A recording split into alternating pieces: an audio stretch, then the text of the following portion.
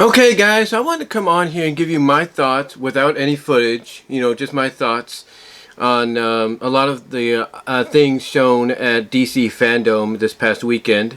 I mean, I know a lot of people felt that it was kind of a letdown a little bit with what they showed, but I thought, honestly, looking at it from a positive side of things, I thought they did very well, especially with what people were hoping to see. Some of the images, teasers, sneak peeks, if you will, of what they have in store for us in the coming year. So I thought they did a great job, and I've decided I want to do a little video here. It's going to be broken up into sections as I record them, but then pieced together as one video. So it's like, this is the opening, then the next thing will be, then the next video I talk about will be about one of the things I saw or was presented at the Fandome, and then just go from there. So without further ado, guys, let's talk about, and give you my thoughts and reactions to what was shown at this year's DC Fandome. Okay, so the first thing I want to talk about is, of course, the Batman. And we got the second to possibly last trailer for the Batman. And I'm going to be honest, I thought it looked good. Everybody's in agreement that this is probably going to be a tremendous movie. Just the way the trailers are presenting what's going to be in the movie, who's going to be involved. Honestly, I'm liking what I'm seeing. I'm liking the way it's shot, the way it's presented. I like the fact that Robert Pattinson, I think that's his name. I think he's going to do a good job, honestly, as a young Bruce Wayne, because I think what some people seem to overlook when it comes to this movie on Batman is this basically takes place in year one, if you will. Essentially, like in his first year or so as the Batman. That's why it's got the title, The Batman. This is basically loosely inspired and adapted from the year one storyline, which of course got an animated anthology release on Blu-ray and DVD by DC Animated Films several years back. So, so that's the vibe I'm getting here with Robert's portrayal as Bruce Wayne, a young Bruce Wayne, is he's just starting out, he's learning, and that throughout the film, he's going to progress. I like what's her name's portrayal so far of Catwoman. I like that. Let me see let me make sure I get the name right. Let me make sure I get the name right here. But I like her portrayal as Catwoman, because just like with Bruce, Robert's portrayal as Bruce, it's her first year as a thief, and she's just discovering herself. So I think as the movie goes on and everything, the costume she has right now will evolve into what we kind of know and love about Catwoman's costume today. So yeah, I'm trying to see what's her name. Hold on, let me make sure I get this right here. Make sure I get this right. Her name is Zoe Kravitz. Zoe Kravitz. So yeah, her name is Zoe Kravitz, and she basically drew, according to this, she drew inspiration from Michelle Pfeiffer's portrayal of the Selina Kyle character in Batman Returns, as well as in the Batman story arc Year One, which in my opinion, as you could probably tell, this is based off of, if you will. And I think they're saying to say that it says the director. Let's see, who is the director here. I'm trying to see. I think they're basically saying that it's, well, Matt Reeves. That's who it is. Matt Reeves. He's basically. Let's see. Let's see. Well, basically, it says right here that. Yeah, the original idea was to focus on Year One, the Long Halloween in Ego. That was when Ben Affleck was involved. He was going to be originally part of it. But that didn't happen. Now, according to Wikipedia here, it says that 2 sequels are planned and 2 spin-off television series are in development for HBO Max. We could assume that one of those series is going to be on Catwoman and the other might be on Jim Gordon. We'll see. But yeah, from what I've seen, I thought it looked really good. I thought Robert Pattinson's portrayal as young Bruce is a good choice. I know some people have been, kind of iffy about it because of his roles in the Twilight films, but I'm digging what I'm seeing here, and Zoe Kravitz's portrayal of a young Selena Kyle I think fits right in, and the portrayal of the Riddler I think's great. I think who's doing the Riddler? Paul Dano, an emerging serial killer. Okay. It says Reeves based the Batman's Riddler on the Zodiac Killer. Okay. Who he felt was the real life Riddler for his practicing of communicating with ciphers and riddles. So, yeah, it's this Riddler is based off the Zodiac Killer. Go figure. And then it says Colin Farrell is going to be Oswald Cobblepot, Penguin. So that's pretty cool. It says Jeffrey Wright will be James Gordon, and John Turturro will be Cameron Falcon, a Gotham City crime lord. So yeah, they've got some good names, some decent names for this. But like I said, I'm liking what I'm seeing, and the trailer I think really gives you the emphasis that this is not going to be a Batman that's connected to anything, in the DCEU, or the soon-to-be rebooted DCEU, which a lot of people are speculating is coming up with a certain movie, which I'll get into in a little bit. But this feels more along the lines of the Joker, being in line. Well, basically, if it's going to connect with anything, it's going to connect with something like the Joker, with the Joker movie. Like, it's going to be in that same universe, basically it's going to be in that same universe as Joaquin Phoenix's character is. But again, it could be its own standalone deal. We'll see.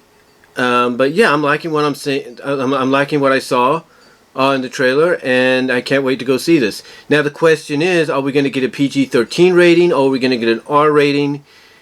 I think we're probably going to get a I think it's going to be a last-minute decision, honestly, when they finally decide what kind of rating it's going to need, based on what the MPA gets as a preview. I know a lot of people are leaning towards PG-13, which would be the most likely and would stay in tone with a lot of the Batman films that came prior. But I'm thinking that because this is a more grittier, darker, and take on Bruce Wayne, young Batman, if you will, and this is somewhat loosely inspired on the Year One story arc and the Long Halloween story arc. Even though Ben Affleck left, the original project of it, original construction of it, that there's still some inspiration there. There's still some of those ideas there. I'm gonna say honestly that this might, I should say, be an R-rated film. I think when you look at the Joker, I think the Joker is an R-rated film, right? So the Joker being R-rated and it being right now its own standalone thing in the DCU, in the original movie, if you will. Not basically part of an extended universe and all that, not a DC EU, which is expanded universe or whatever they're going to call it, the DCU, DCCU, DC Comics universe. I think it's going to be its own. I think like the Joker, being its own thing right now. I think the Batman's going to be its own thing as well. So. I know I repeated myself saying that several times. I do apologize, but like I said, I think it's going to be its own thing, and I think it might be the second DC film in the past several years that gets an R rating, just based off what we got here with this trailer and in the way it's being presented. So yeah, I'm looking forward to it, and that's all I'm going to say on that one. So let's get on to the next one before I start rambling off a little bit more. Alright, so the next one they gave us a sneak peek at behind the scenes, as well as a little bit of clip footage, if you will, teaser footage, was The Flash. And The Flash is obviously going to be based off Flashpoint, you know, the way it's being presented, which I think a lot of people are happy about, because that is one of the story arcs, one of the more popular, talked about, game-changing story arcs that DC has ever done. And yeah, I think it's gonna be good. The footage that they did show us, I think, really fits in with what the story's about. I mean, in case you don't know, the Flashpoint is about Barry Allen going back in time, because he has that power to do whatever he wants, or be able to, you know, go forward and back in time and stuff like that. Go, you know, basically, you know, speed that can break sound barrier in time and space. And he wants to go back in time, since he realizes he could do this, to save his mom. So that's basically what we're going to get here. And I think it's a great you know, story arc to loosely adapt. And this here, The Flash, is the one that a lot of people are saying is going to be the reboot for the DCEU. Like everything that came before it, you know, Man of Steel, Batman v Superman, Dawn of Justice, Wonder Woman 84, you know, Aquaman, you know, Justice League, Zack Snyder's Justice League. All of that is going to become a moot point, in a sense, after this movie, from what people are speculating. So overall, from what we've seen, I think it looks good. Obviously, we are going to get Michael Keaton back as Bruce Wayne, or are we? Because in case you guys are wondering, you know, when people say, you know, or question or whether or not we're going to get, you know, Michael Keaton as Bruce Wayne, basically, in the Flashpoint story arc, it's not Bruce that takes on the mantle of Batman. It's his father, Thomas Wayne. So you got to wonder, the Batman we're getting here, portrayed by Michael Keaton, is going to be Bruce Wayne, or is it going to be Thomas Wayne? And I'm leaning more towards, believe it or not, the Thomas Wayne theory, because it's also supposed to have Ben Affleck in there as Batman. So I'm definitely leaning towards more of the you know, Thomas Wayne scenario. Now we're going to get Supergirl in there, but it's not going to be by the actress that does Supergirl in the Supergirl series. It's going to be by somebody else, be an alternate universe Supergirl. So that's going to be cool. We're going to get Iris West Allen, who's the female Flash who takes on that mantle. So yeah, it's got a good cast, like I said, just like, you know, with the Batman. And from what people are speculating, this is going to be the movie that reboots the DCEU, so that anything that comes after it will basically be, you know, part of the continuity that this movie reboots, this movie revises for the DCEU. So like I said, anything that came before, it still might have some significance, but it's going to be a non-factor. It's going to be its own separate thing. And that after the Flash movie, which is, again, loosely based off Flashpoint, we're going to basically get, you know, a new version of the DCEU. So that way, Warner Brothers and DC, I guess, by using this movie as a means of doing so, can start out fresh and clean, you know, fresh and on, you know, and on to a clean, you know, they could start off fresh and with a clean slate, is what I'm trying to say. But yeah, I'm gonna look forward to the film. Can't wait to see it. I like it, and you know, I'm just gonna leave it at that. You know, so let's move on to the next one before again I ramble like I did, you know, on and off with the Batman. All right, so let's talk about this one, which we did get a clip of, even though the movie doesn't come out till 5 days after my birthday next year, and that is Black Adam. And I'm gonna say this. If what they showed here, which obviously will be in the movie when it's completed and released, is any indication of what we're getting, then I think Dwayne is right. And I think anybody that, came up, I think the original person that came up with the Black Adam character, along with DC, is right. The hierarchy, if you will, of the DC universe is about to change. And obviously, again, if it's anything like what we got here, and I know it's just a small sample, of what the movie is going to be like, then I can't wait. I cannot wait to see it, because one, it's going to tie in to a lot of what happens, going forward. Like, again, we're not sure about the Flash. I'm trying to see, when does the Flash come out? I think they gave a release date, right? So yeah, November 4th, 2022. So, you might say, well, if this is supposed to take place in continuity, doesn't the events of Black Adam change as well? Possibly. Like I'm saying, not everything's going to change, but possibly some things will change and not change, and maybe some characters will be affected and not affected. We'll see. But yeah, Black Adam. I mean, obviously, like I said, if what we saw is any indication, just by that clip alone, is any indication of what we're gonna receive in 2022, 5 days after my birthday, I cannot wait.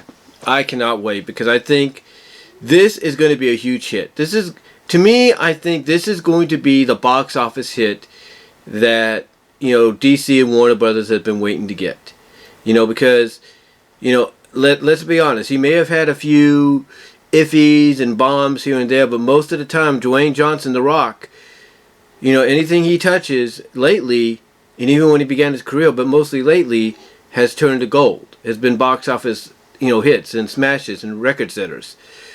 And I think this is going to be no exception. This is going to be the film, I think, that not only changes the hierarchy of the DC universe in story, as well as in film, but this is going to change the bar. This is going to raise, if not set the bar, as far as future DC films are concerned, when they come to being released on the big screen. Because now it's like, or even on HBO Max, but mostly the big screen, because now it's like, okay, Black Adam set the bar from a box office standpoint. Now it's up to you to try to surpass it. And this, to me, is going to be awesome. It's going to be awesome. Now, obviously, this does tie into the Shazam storyline. A lot of people were always wondering, Black Adam is connected with Shazam. We know that Dwayne's been working on this movie on and off for almost a decade. Just as long as the Shazam movies have been going. The plans for that. So the question is, will this tie into the Shazam films that Zac Efron, is the featured character of, or will it be its own thing? I'm thinking that when you look at the clip that they provided us, and you have that one lady reading off or translating what she's reading, and she says Shazam, then yeah, I think it's more than likely this is going to tie into the Shazam films. And I believe this here, I'm not saying it's going to, but this is just a theory. I believe we might get a post-credit scene where we see the Zac Efron character along with the rest of the Shazam family, reacting to what's going on, and that's what leads us into the Fury of the Gods film, and I'll get into that in a moment. But yeah, this looks good. This looks really good. You could definitely tell that just by the fact that you have Pierce Bronson, who was known as 007 for most of his career, is when you have someone like him come out and say that this is the most impressive thing he's ever seen in his career so far, that to some that may not be a big deal, but to others it is. And I cannot wait to sit down, hopefully in the theaters, 5 days after my birthday, as a late birthday gift, and watch this film. I cannot wait. I think it's going to be good. And honestly, again, my speculation theory is we're going to get an appearance by Zac Efron in a post-credit scene that's going to lead us into the next Shazam film, which is going to tie this all together. So we'll see what happens. Maybe we'll get something different. Because again, like I said, Flashpoint is the Flash is supposed to be loosely based on Flashpoint. So whatever happens there, it might have an effect here. Remember, Marvel recently did something with, with Doctor Strange, Spider-Man, WandaVision, Loki, them, and nobody thought it would affect the Venomverse in Sony. But guess what? It has. It has affected the Venomverse. Because I think it pulled Venom and Eddie Brock, Tom Hardy's character, into the MCU Spider-Verse. So it would only make sense that we might get maybe a similar post-credit scene to where whatever happens in the Flash movie that comes out later on in the year, I think, August, September, October, about 4 months later, whatever happens there is already going to be affected in the movie that comes out before it, like Black Adam. But we'll see what happens. We'll see how they work that out. But I'm looking forward to it. I really am. And again, I think this is going to be the box office hit that DC's been waiting for, Warner Bros. Has been waiting for, and this is going to be the one that sets the bar for all future DC movies, if not all comic book movies in the future, to try to surpass. But with that said, let's get to the movie that it's going to tie into, possibly. Okay, so just like I said at the end there, let's talk about Shazam: Fury of the Gods. Again, we're not too sure if Black Adam's going to tie into it, but again, when you hear the woman in that clip they showed say Shazam after reading or translating the hieroglyphics, if you will, then yeah, there's no doubt in my opinion it's going to have to tie in somehow. How it ties in is completely, up in the air, but like I said, my theory is we're going to get one or two things as post-credit scenes. We're either going to get Zac Efron and the Shazam family, reacting to what's going on and being summoned to Mount Olympus or wherever they're going because of Black Adam's arrival. Or what we're going to get is a situation to where at the end of the film, just like with Venom, Let There Be Carnage, we're going to get some kind of reaction by Black Adam because of what Barry Allen will possibly result in doing with the Flash movie, which is loosely based on the Flashpoint.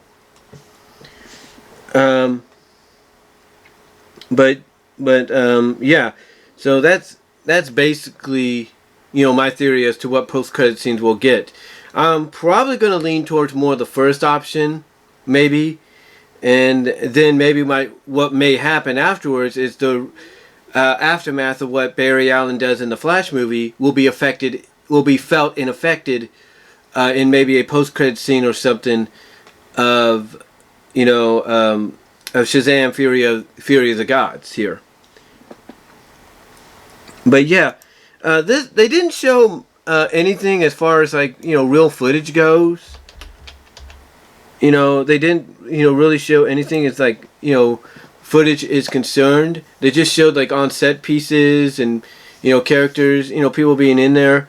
I mean, the fact that they have, from what they were able to show us, the fact that they have, if I can get it here, the fact that they have Helen Mirren as Hesperia and Lucy Liu as Calypso, it's really interesting. They also have, along with not Zac Efron, but Zachary Levi. That's the character. I'm sorry if I said Zac Efron. Too many Zacs in Hollywood you get mixed up with. You know what I'm saying? But yeah. But Zachary Levi. They got, let's see, Jack Gazer. They got Jim Hosmer. They got Rachel Zegler. So they got a lot of people in here. They basically got the Shazam family. But yeah, Zachary Levi is playing Shazam. And to me, obviously, again, this movie comes out, according to this, June 2nd, 2023. They might move that up. Because Marvel has been moving backwards a lot of the films to later dates. They might move this up if they get ahead of schedule. But anyway, Uh, but sorry, got a little tongue tied down. I'm reading something here too. I'm reading the Wikipedia article on it. But anyway, this obviously takes place after the Flash movie and Black Adam. So again, I think this is going to be something that either feels the after effects of the Flash movie, or basically ties into, because of a post-credit scene at the end of that one, the Black Adam film. So it's going to be interesting. Like I said, they didn't show much as far as footage is concerned. To me, I think this is going to be it's going to be a bit of a comedy film, but I think it's going to be more serious, because they're talking about it's going to be a bigger film, like location-wise and everything, bigger sets. So I'm expecting this one to be on par production-wise of Black Adam, even though that's been in the works for a decade almost, around that. But I'm expecting set-wise is going to be, along that lines. And again, I'm expecting a tie-in. I'm expecting a tie-in with the Black Adam film. Either at the end of this film, we get the appearance of, Dwayne Johnson's Black Adam character in a post-credit scene that leads into another Shazam film, which maybe might be Shazam versus Black Adam. Who knows? Or we did something, like I said, or else we get something that ties into what happens with the Flash movie. It's one of those two options. But yeah, again, they didn't show too much as far as like teaser footage or anything is concerned. But it does look like it's going to be good. It really looks like it's going to be something that people will enjoy seeing. Unfortunately, they have to wait till 2023 till it comes out. But I think the wait's going to be worth it, and I think honestly they're going to move it up a few months because of what Marvel's doing, to counteract that. So. But yeah, I don't have really much to say about it. And again, I apologize if I stumbled on my words and kind of froze for a little bit. I'm talking a lot here, and I'm reading off the. He's having a drink there, but I'm reading off the Wikipedia page to get as much information as I can.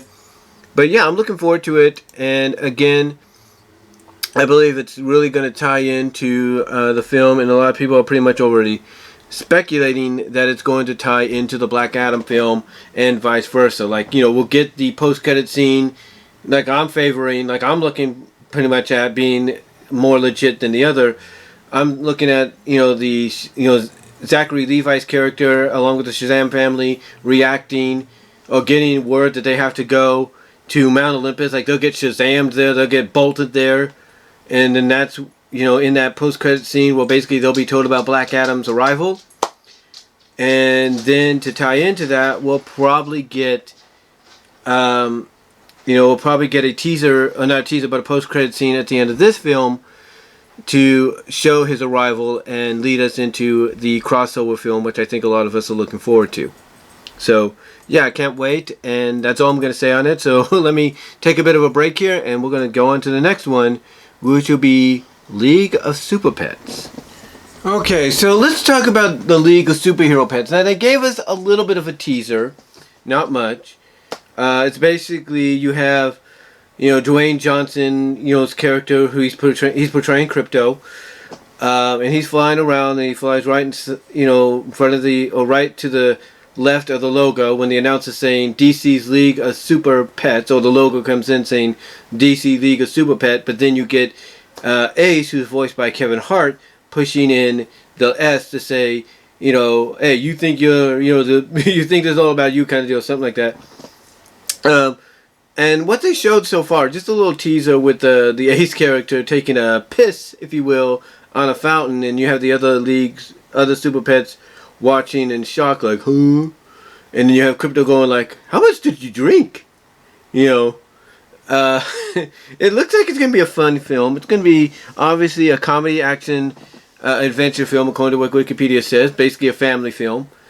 So, so far, I think it's going to look alright. I mean, it's going to be harmless. It'll definitely have a PG rating. I mean, I'd be surprised if they went PG-13, but it's going to be PG mostly. They did announce when they showed that we're going to get a global trailer next month. They didn't say when next month, but we're supposed to get a global trailer. And that it's coming out in May 20th, 2022. So far, 2022 is shaping up to be the year of comic book movies. Let's be honest. It is shaping up to be the year of comic book movies between both DC and Marvel. But this looks good, looks harmless. It focuses, like I said, on Krypto, Superman's dog, Ace, Batman's dog. It focuses on Wonder Woman's pig, if you will, and Green Lantern's squirrel, and the Flash's turtle. I don't think they said what her pig's name was. It just says Wonder Woman's pig. You know, I was expecting maybe Mammoth Month. Maybe we'll get Mammoth Month. Not month, but Mammoth Mutt, I should say. Maybe we'll get Mammoth Mutt in a future installment. Maybe a series that follows, or maybe a direct-to-videos. Who knows? We might get a sequel from this. If it does good, and it gets a sequel, we might see Mammoth Mutt, I should say, Mammoth Mutt in there. So yeah, it's going to be interesting to see what they do. The premise obviously is basically that the super pets have to come to the rescue of the superheroes and the city of Metropolis from the likes of Lex Luthor and his twisted guinea pig pet Lulu. So you know, so that sounds like an interesting premise, and we'll see how well it goes. I think it'll be all right. I think it'll be a decent hit, and especially coming out when school gets out, good timing. So I'm expecting a decent hit for them on that, and it might spawn a sequel. And if it does, again, I expect characters in there that we have not seen in a while, that we have not seen since, you know, the Krypto television series. Yeah, they did believe it or not, they did a cartoon series on Krypto. In fact, let me see if I can find that. Here it is. Let's see. Here it is. Krypto the Superdog. And I think, you know, there's just a bunch of characters in here. Like, you got Ace, of course. You got Streaky.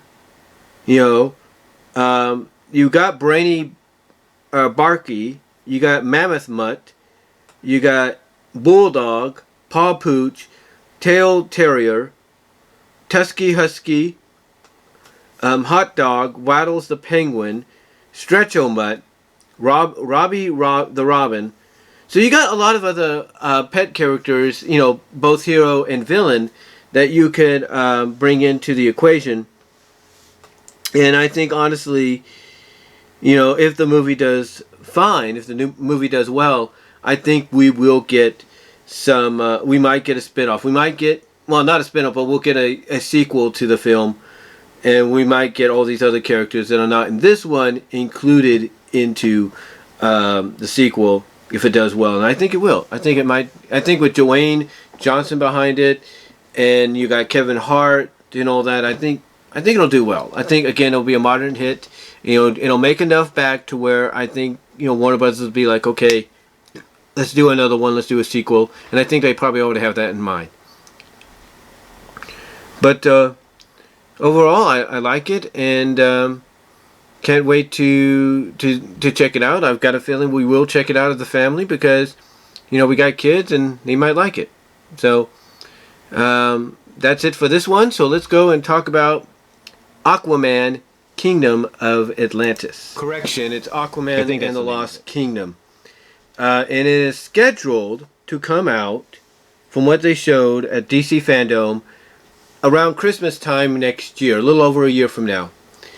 And again, this takes place a month after they release The Flash, so you have to wonder if this is going to be affected by The Flash. Like, in other words, will a post-credit scene show Aquaman's world being affected by what, you know, Barry Allen's character does in the Flash movie, you know, because, again, it's, you know, loosely based on Flashpoint. We'll see. But so far, it looks good. I think it looks, you know, again, just like with Shazam, they didn't really show much. They just showed what the settings look like and everything. And Based on what they're showing, I think it looks really cool. I think it looks really cool. And, it's, Jason Momoa, you can't go wrong with him. He's the perfect Aquaman, to be Aquaman, if you will. So I'm actually looking forward to it, and I know a lot of other people are looking forward to it. It just, it's going to depend on how, what it goes up against that month next year. But I think no matter what it goes up against, whether it's Marvel or whatever else, it's going to be one of the top 5 films of December 2022, of Christmas time 2022. So, yeah, it looks good, and it's definitely going to be the one common theme. The one common theme, obviously, they have with this is all these movies, all these sequels that take place in the DCEU, are bigger in scale as far as like not just story, but location and structure and all that. So it's like basically all of them, basically each of these are going all out, and I think it's all because of what we're going to possibly get as a result after the Flash movie. So, yeah, I think it so yeah, basically what they showed us concept wise and everything, it looks good, and can't wait to see it. That is the plan for a lot of us, I think, to go see these movies in 2022 in the big screen, or on the big screen. And, yeah, that's about it as far as the movies go. There were a few other things, and I will touch upon those just, really briefly. But there is one more thing I'm going to talk about, and I think you know what it is. So, the last thing I want to talk about is Peacemaker. Peacemaker is based off, basically it's a spin-off of the Suicide Squad movie that just came out this year. And it features John Cena's character, Peacemaker, and it is John Cena portraying Peacemaker. And I'm going to say this. I like what I see. This obviously is going to be an action comedy. It's going to have, yes, it will have some drama, there's no doubt. It will have some dark moments, there's no doubt. But I think the common theme that we're getting out of this, since the character comes from the Suicide Squad mythos, or storyline, continuity, if you will, since he comes from that, it's going to be mainly an action comedy. It's going to be, a violent action comedy that I think is going to be a runaway hit for HBO Max. I think John Cena is going to give a heck of a portrayal here, reprising his role as the Peacemaker. You can already tell he's having fun with it. And, yeah, I like what they showed us in the trailer. I like how his story is continuing the way it is. I like how he's associated with a group of I guess you could say anti-heroes or something that kill, but they only kill the bad guys, not the true heroes or the innocent. So I like that. And yeah, it looks really good. It looks really, really good. And again, I think it's going to be another runaway hit for them. And that's all I can really say on that. And I recommend you guys check it out. It comes out in January next, at the beginning of next year. So I'm cool with that. I'm cool with it. And there is one more to talk about, actually. And I think you know what it is. Alright, so the last thing, it's going to be the very last thing. Harley Quinn. That's right, Harley Quinn. Season 3 is premiering next year in 2022. In fact, I think they said Harley Quinn season 3 is, I think did they say it was season 3 or season 2? Yeah, season 3. Season 3. And let's see. Let's go to Harley Quinn Wicca on the fandom. It's supposed to come out in 2022, next year. I think they said it's going to be around the springtime of 2022. What I like about this, when they did the presentation, is they actually had the animated Harley Quinn show up. It wasn't oh, here's someone in a Harley Quinn cosplay. It wasn't any of the writers or animators. It was the character. I love that. I love the fact that they had King Shark show up.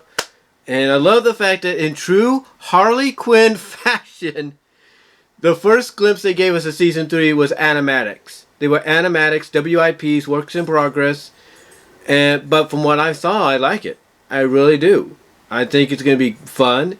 Obviously, they're carrying over a lot from season 2. Obviously, one of the big things is the romance, the lesbian love romance between Harley and Poison Ivy. I love that. I mean, who doesn't? Whether you support LGBTQ or you don't, that's up for debate. But I think everybody, any fan would put that aside to say, yeah, we support this, or we like this pairing. Whether we support the cause or whether we support the cause it represents or not. Again, that aside, with all due respect, no offense, it is continuing that, and I like it. So it looks like it's going to be fun. It's going to be a fun season. They ended it by showing us the characters in what looks like to be Asian-inspired outfits or dresses, fancy Asian-like outfits. So I like, kind of like dragon-like Asian outfits, So I like that. I really did. And that was about it. And then, of course, when they went back to Harley and King Shark, they showed Kite Man, and he was flying. He was all colored in and everything, but he was flying in front of a non-complete background and everything. And then Harley's like, okay, that's it, we're done. But basically she did confirm that it's going to be 2022. I'm assuming it might be, I think they said, I'm not really sure. They said sometime in 2022, but I think they kind of gave off the impression that we're going to get it in early 2022. But it looks good. It looks good and everything. Can't wait to see it. The one thing I'm hoping they do, and again, this is just a personal preference. We've always seen stories, fan fiction stories and all that, or even maybe I think some official stuff, not really non-canon wise, officially non-canon stuff, but we've seen some things where basically you have Harley and you have Ivy, making out and everything. They're having their intimacy. There's always a moment, whether it's in a fan fiction story, webcomic, or even something officially non-canon, where basically they're having their intimacy and they decide to have a little privacy, and they get sealed up or cocooned inside some kind of plant or something like that.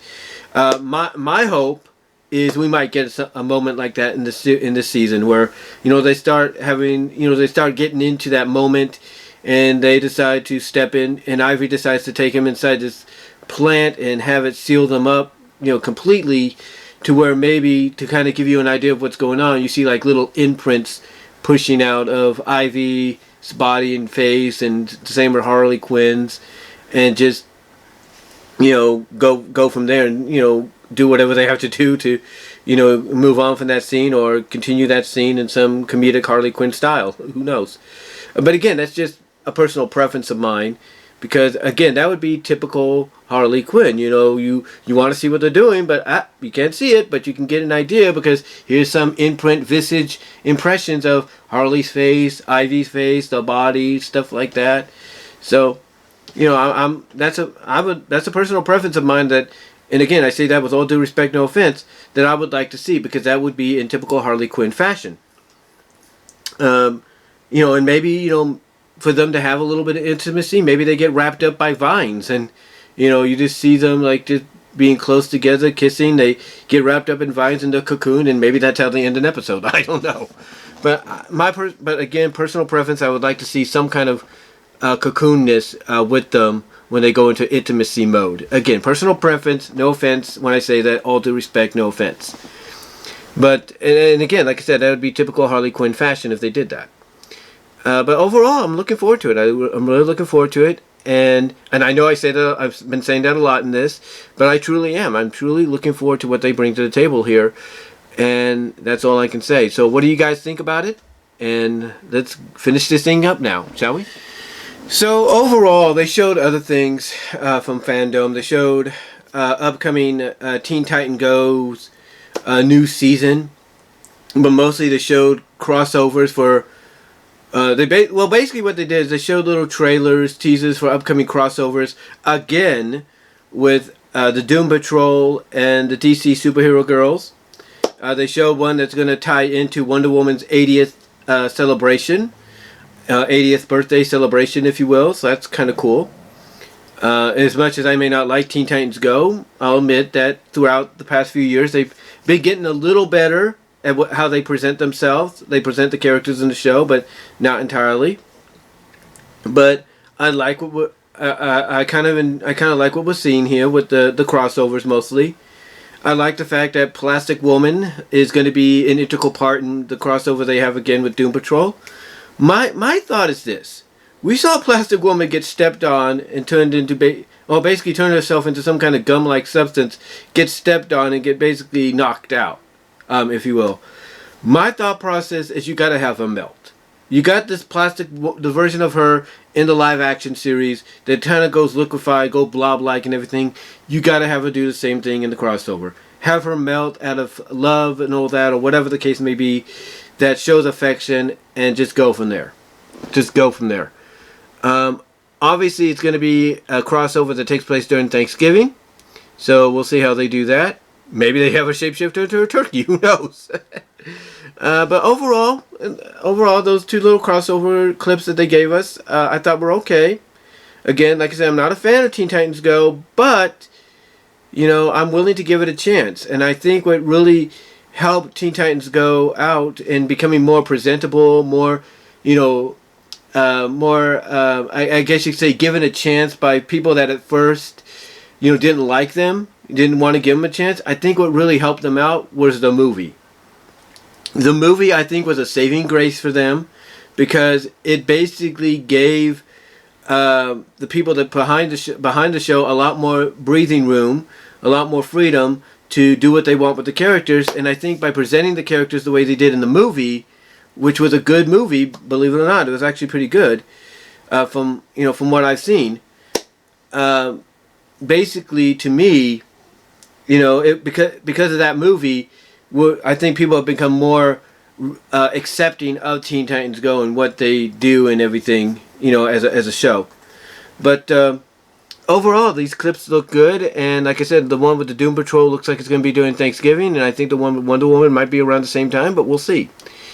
And I think they got one with the superhero girls again, so that's going to be an interesting one as well.